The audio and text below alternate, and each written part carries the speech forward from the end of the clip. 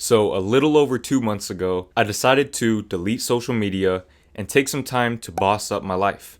I decided that I wanted to become a better, happier person in every aspect imaginable: physically, emotionally, spiritually, mentally, every aspect. I just wanted to take some time for myself. And I would say that it definitely paid off. My channel has grown substantially. I don't know how many subscribers I had at the time that I decided to delete social media, but as I'm filming this video, I have 24,000 subscribers. And I'm pretty sure that's at least double of what I had whenever I got off social media. So, like I said, it definitely paid off. Now, I am back on social media, but only TikTok. Okay, I'm only on TikTok for the moment, and I'm mostly using it as a creative app. Now, I will keep it real with y'all. I have been scrolling through my feed on there. I've been on my For You page. It's bad, okay? It's very addicting. It's very easy to get caught up scrolling through that because it doesn't stop. And TikTok does have some good content on there, I'm not gonna lie. Some of it actually does make me laugh. But most of it is mindless content that doesn't really add any value into my life at all. Very forgettable. So I definitely need to get that under control as quickly as I possibly can. But as far as creating goes, things have been going very well for me. I've been able to grow my TikTok quite a bit in the past week or so. And I'm not going to tell you guys what my TikTok is because I want to generate two separate audiences on my TikTok and my YouTube. And once they get to a certain level, then I'll start trying to merge them a little bit more. But I am on TikTok right now, and all of the videos that I post on TikTok, I'm going to be posting on YouTube starting in December. So stay tuned for that. But anyways, the first thing that I experienced from taking 60 days or 2 months off of social media is I had more free time. Simply put, I had a lot more free time in a day. Now, I feel like, because a lot of people my age and younger grew up on social media, you don't really realize how much time you're actually spending on these apps. Okay, especially if you're using all of them. If you have Instagram, Twitter, TikTok, Snapchat, if you have every social media app, you're more than likely spending at least 6 hours a day on those apps. And that's not even counting YouTube, which can be considered social media depending on how you use it. So, I noticed that I have hours and hours and hours of free time, which is exactly why I decided to get back on TikTok, because I wanted to make productive use of those hours. And that's in addition to, me meditating, reading more, working out more, doing all of these things to better myself in all of these other areas. And I still have this free time to grow my platform even more. And I have more time to edit videos, to film videos.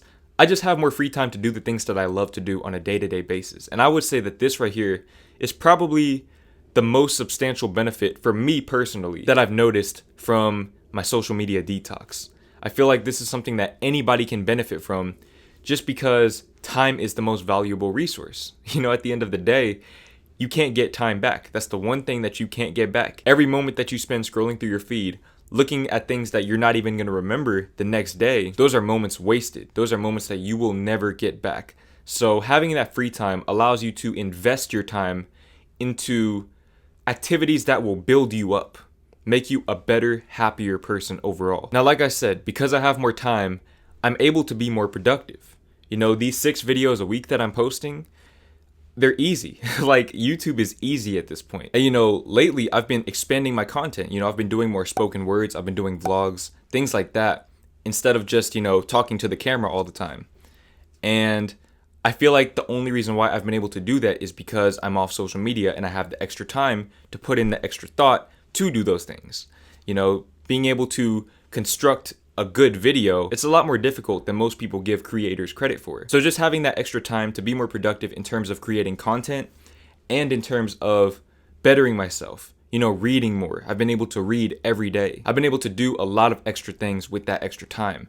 And it depends on the person. Just having more time is not really going to guarantee that you better your life. It's all about how you use that time.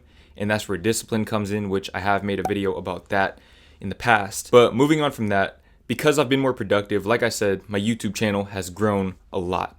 Okay, a lot. And I think that the big reason why is because I've been creating more than I've been consuming. Okay, this right here, once I figured this out, this is when everything started to turn around for me in terms of YouTube. Okay, once I realized that I need to spend more time creating content than consuming content, my channel began to blossom. And same with my TikTok page. Just spending more time making content than consuming content is going to put you at a different level than most people, because most people are spending their time consuming mindless content that isn't making their lives any better.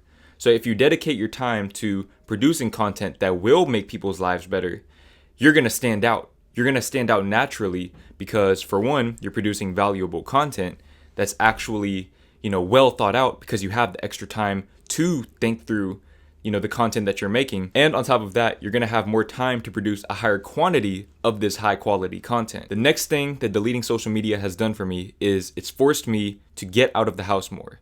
Okay, when you spend a lot of time on social media, it's very easy to throw hours away. Like I said, you put away hours scrolling through your feed and you lose track of time. And before you know it, your day is gone. Everything's closed.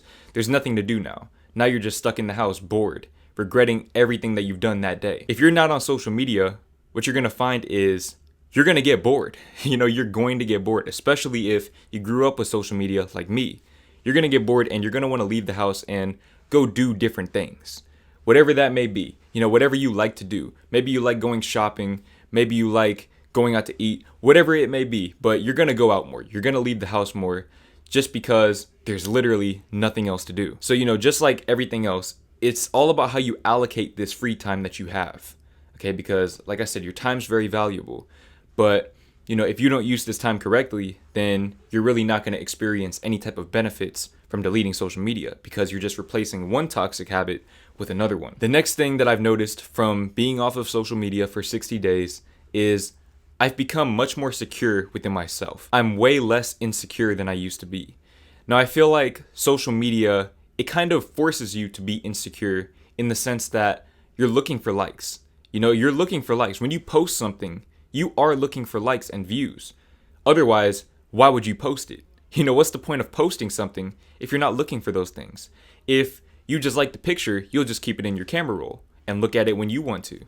The reason why you're posting something on social media is because you want other people to see it, and you want other people to give you that validation.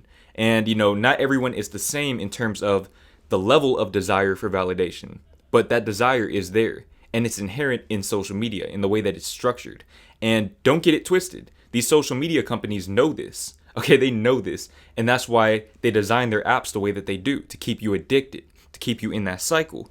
And that's why I feel like everyone should definitely take some time away from social media.